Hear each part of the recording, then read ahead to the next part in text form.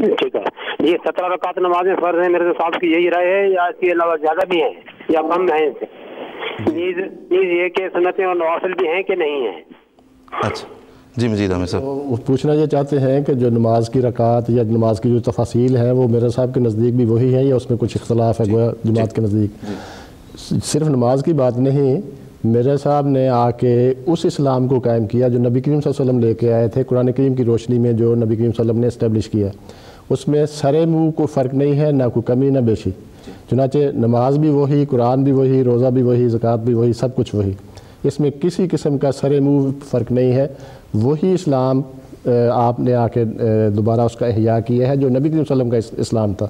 کسی قسم کا کوئی فرق نہیں ہے. آپ اس بات کو بھول جائیں کہ جماعت احمدیہ کسی چیز میں کوئی اسلام میں کوئی کمی یا بیشی کرتی ہے، ہرگز نہیں. جو ایک غلط فہمی شاید اس وجہ سے بھی پیدا ہوتی ہے کہ حضرت علیہ السلام نے ان بدعات کو دور کیا جو لوگوں نے وابستہ کر دی تھی اسلام کی تعلیمات کے ساتھ. تو شاید اس وجہ سے اگر جو اصل مصدر ہے اسلام کا قرآن اور نبی کریم صلی اللہ علیہ وسلم کی سنت، اس میں اور جماعت احمدیہ، ظاہر ہے کہ جماعت احمدیہ تو ہے ہی کچھ نہیں سوائے اسلام کے. اسلام جو حقیقی اسلام ہے وہی تو جماعت احمدیہ ہے.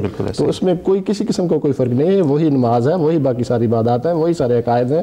بلکہ میں آپ کو بڑی تحدی کے ساتھ یہ عرض کر سکتا ہوں کہ آپ کوئی جماعت احمدیہ کی طرف کوئی ایسا عقیدہ منسوب نہیں کر سکتے، یعنی ان معنوں میں کہ جو جماعت احمدیہ نے کہا ہو اور اس کی بنیاد قرآن کریم اور حدیث نہ ہو، یا نبی کریم صلی اللہ علیہ وسلم کی سنت نہ ہو.